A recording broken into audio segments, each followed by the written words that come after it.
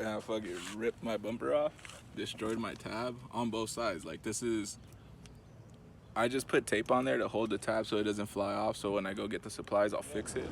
But this is one side.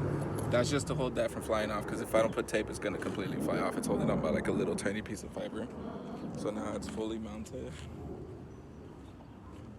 Yo, what's good, everybody?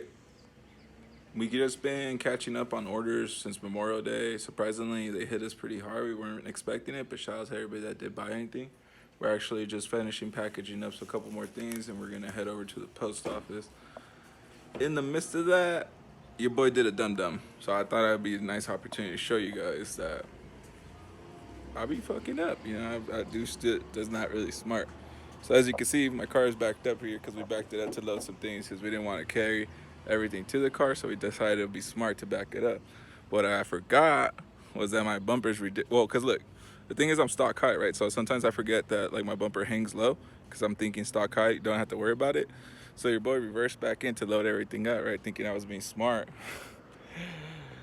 And I fucking ripped my bumper off, destroyed my tab on both sides. Like, this is, I just put tape on there to hold the tab so it doesn't fly off, so when I go get the supplies I'll fix it right.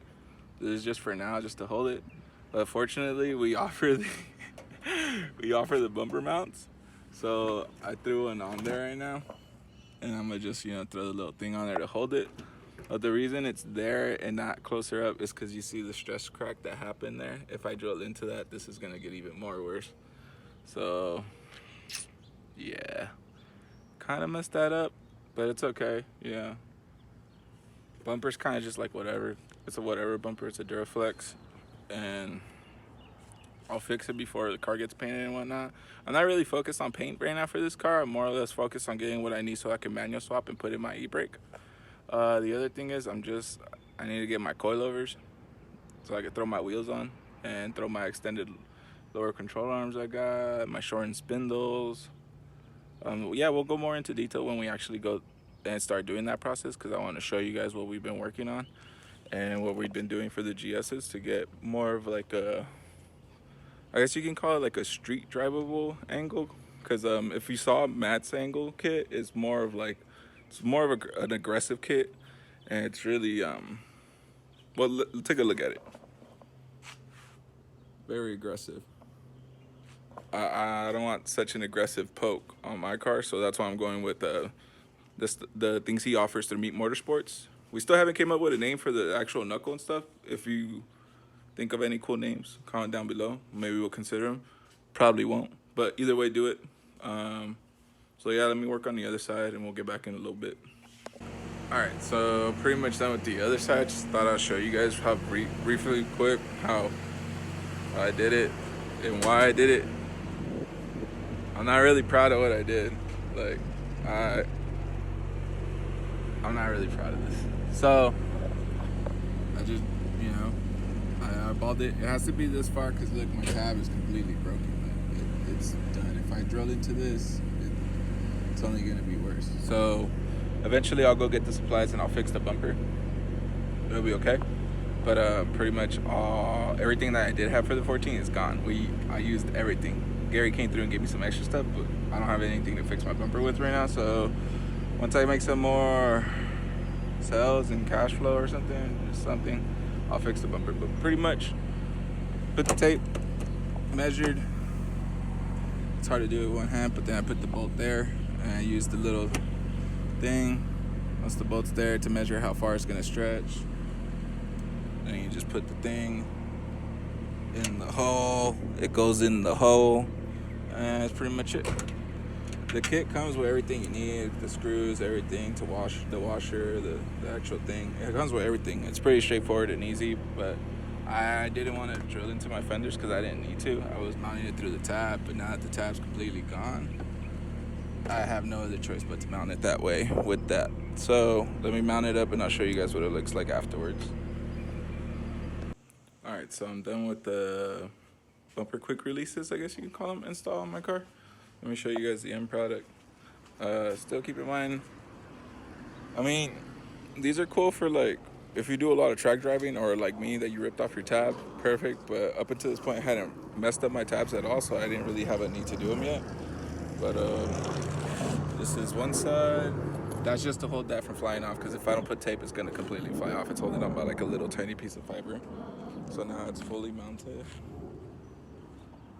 And then on this side, the crack on this side wasn't so bad. It didn't crack all the way, but you see it, so I wasn't able to drill any closer to that.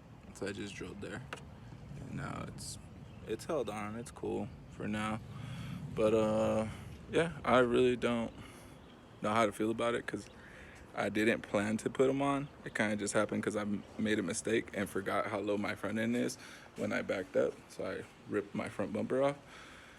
So don't be a dummy like me. Always keep that in mind. But in case you do want to be a dummy like me, we do have the kits in stock all the time. Hit us up either through my Instagram, Facebook. I don't have these posted on eBay because eBay only gives me like 5 posts maximum for right now. So I don't have them posted on there. But if you hit me up on Instagram or just on Facebook, we always have those. You can get those off us if you want. We have multiple colors. I picked silver because that's just the one I had open laying around, so I just used that. But we're about to run to the post office and ship some things out. Boom. And this, when I get down there, I gotta get a box because we ran out of box. Memorial Day's been crazy. Like, shout out to all everybody that bought stuff. We really appreciate it. That's really gonna help everything move along, what we're trying to do. And we put in some goodies for everybody as a thanks. So hit me up on Instagram. Let me know if you're gonna use them or not. If you do, hey, show me a pic, tag me. That should be tight to see. But we'll check back in a little bit when we're back and see what else we do for the day. If not, then we'll just continue this video on to the next day. Peace. All right, so quick little update. We were gonna replace the vacuum lines on the S14. We weren't planning on filming it because there's nothing really amazing about replacing vacuum lines. But we go to replace the actual vacuum line. Matt got me this sweet ass new hose to replace all the hoses in there. But since there's this sweet ass Freddy on here, there's no vacuum sources anymore because the guy JB welded him shut, so we can't replace the hoses no more. So Matt, I'm gonna have to get a new one, or what do you think? What do you think I have to do now? Yeah, replace that intake manifold. Otherwise, you're drilling out that JB weld and putting fittings in, and you're still going to lose all your low end torque with that manifold. Oh shit, dude! Like, okay, that I wasn't expecting that. So if you have a stock manifold for an SR, leave a comment down below. Let me know, or DM me anything. Let me know if you have one, because I'm desperate need of one. I don't want to drill into this thing to try to get the JB weld out, like Matt said. And then on top of that, even if I do that, I'm still gonna have to have fittings welded into that thing. And shoot, all right, we'll figure something out. We'll get back to this.